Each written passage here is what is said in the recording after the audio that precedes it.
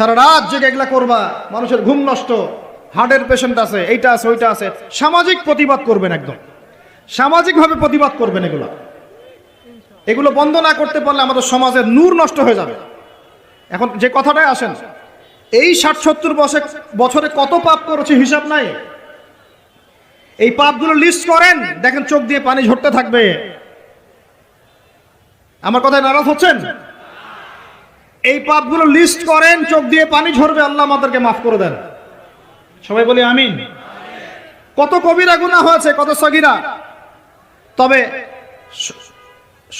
সন্তুষ্টির কথা এটাই, যদি এটা উপলব্ধি হয় যে না ভুল হয়ে গেছে, আপনি ওযু করে আসেন, 2 রাকাত নামাজ পড়েন, আল্লাহর কাছে ইস্তেগফার করেন, বলেন আস্তাগফিরুল্লাহ আল্লাযী লা ইলাহা ইল্লা হুয়াল হাইয়ুল কাইয়্যুম ওয়া আতুবু ইলাইহি।